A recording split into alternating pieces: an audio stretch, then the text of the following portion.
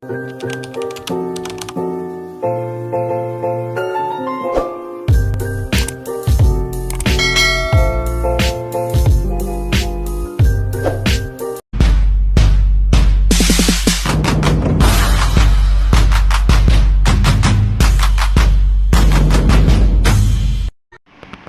mga palangga, gagawa ko ng chili sauce dahil bukas naubusan na ako ng chili sauce para sa mga food cart ko dahil mayroon din akong 4 na food cart na gumagana araw-araw. Ito, gagawa ko ng chili sauce, 1 kilong sili. Ayan, tinanggalan ng tangkay. Ito na yung tangkay. Ilan? Tanggalin ng tangkay, 1 kilong sili at 1 kilong bawang hubad.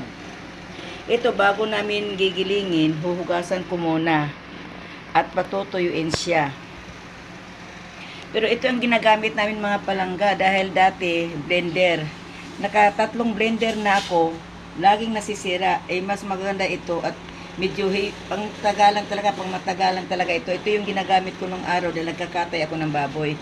Pero marami kasing siya katulad nito, mayroong pino. Kaya okay lang, parang blender na rin ang kalabasan nito.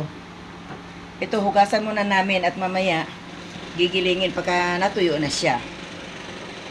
Ganito ang strategy ko sa paggawa ng chili sauce. Kanya-kanya naman ding paraan kung paano pagluto ng chili sauce. Pero itong chili sauce ko talagang masarap.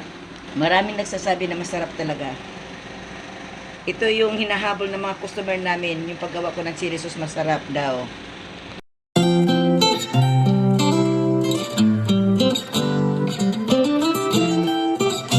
A few moments later.